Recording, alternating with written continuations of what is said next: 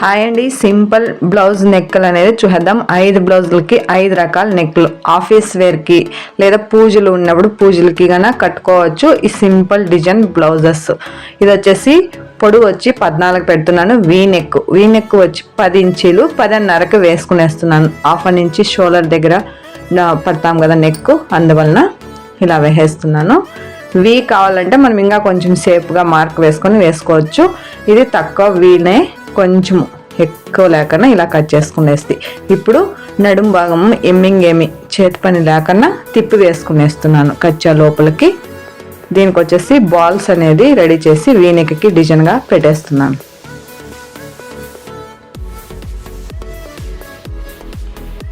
నెక్కి చేతి పనితో అవసరం ఉంటుంది. పైపింగ్ వేసేసి తర్వాత బాల్స్ అనేది వేసేద్దాం. ధర్మాకోల్తో ఆల్రెడీ రెడీ చేసి పెట్టేసినాను. అవి ఎలా రెడీ చేసుకోవాలో ఏంటి అనేది వీడియో ఉంది. ఇంట్రెస్ట్ ఉంటే అవి రెడీ చేసేది కూడా చూడవచ్చు. ఇప్పుడు పైపింగ్ ఇలా కుట్టేస్తున్నాను. థ్రెడ్ వేసేసి ఇలా కుట్టేస్తున్నాను. లోడింగ్ పైపింగ్ కూడా వేసుకోవచ్చు. ఇది ఎక్కువ స్మూత్గా ఉంది బట్ అందువలన లోడింగ్ వేయలేదు. Nice cloth. ఇప్పుడు ఇక్కడ ఇది కుట్టుకునేది కూడా మార్క్ వేసుకొని విడుతూ చూసి కుట్టుకోవచ్చు. నేను మార్క్ వేయకనే ఈ పాదం ఉంటుంది కదా మనకి, ఈ పాదాన్ని మనము కరెక్ట్గా మెజర్మెంట్గా తీసుకొని కుట్టినామనుకో మార్క్ వేసి కుడతామే బాల్స్ ఆ టైప్లో అనేది వచ్చేస్తాయి. చూడండి, ఈ స్టార్టింగ్ ఒక బాలు, ఇక్కడ ఎండింగ్లో దీనికి ఒక బాల్ అనేది ఇలా పెట్టుకున్నామనుకో ఇవి కరెక్ట్గా మనకు కావాల్సిన మెజర్మెంట్లో వచ్చేస్తుంది. నీట్గా ఉంటాయి. తొందరగా కూడాను మనం బ్లౌజ్ అనేది ఫినిష్ చేయగలం. చూడండి, ఒకే విడతలో ఉండదు. మనం ఆ పాదం చూసుకొని కూడా కుట్టుకునేయచ్చు.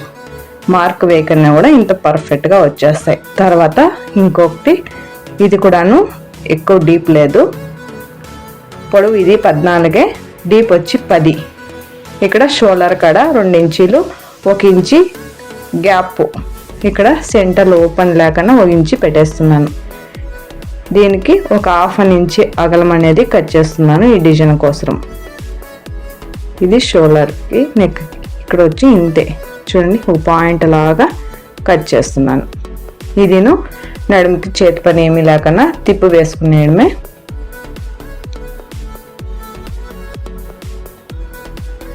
తిప్పు వేసుకొని ఎడ్జ్లో ఒక కుట్టు వేసుకొని మొత్తం లైనింగ్ పైన ఒక కుట్టు వేసేసి రౌండ్గా. ఇది చేతి పని చేసుకోవాల్సి వస్తుంది. ఎక్స్ట్రా లైనింగ్ వేసి తిప్పి వేసేద్దాం. ఇప్పుడు ఈ ఓల్కి తిప్పి వేసుకునేస్తే చాలు.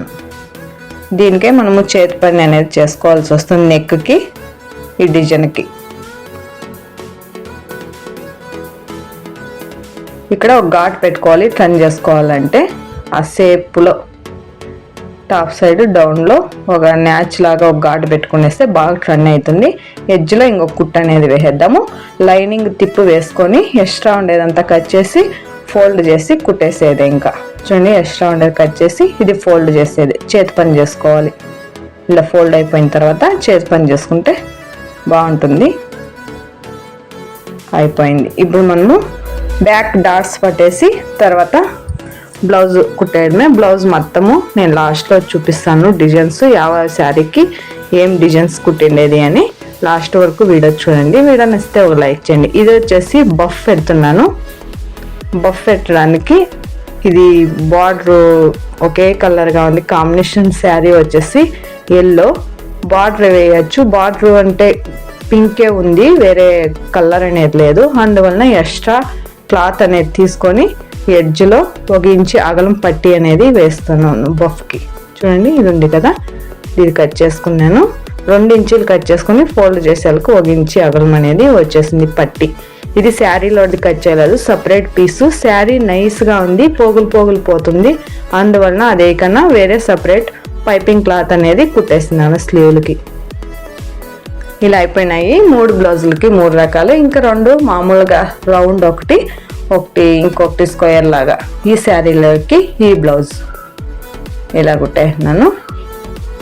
ఇప్పుడు ఈ శారీలోకి గోల్డ్ బార్డర్ వచ్చింది, బ్లూ కలర్. ఈ బ్లౌజ్ ఈ నెక్ పెట్టేస్తున్నాను.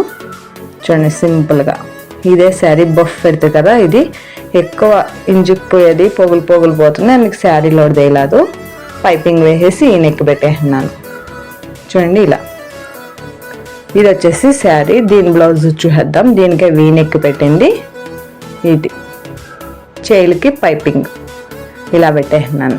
పైపింగ్ ఈ శారీలో పడితే ఇంకో బ్లౌజ్ నెక్ చూస్తాం కదా, అదే ఇలా చూడండి ఇలా పెట్టేయండి. ఫ్లవర్స్ ఉన్నాయి కదా, ఇలా కుట్టుకుంటే బ్లౌజ్ అనేది బాగా లుక్ అనేది ఇస్తుంది. వీడియో నచ్చితే లైక్ చేయండి, ఫాలో అయిపోయింటాయి.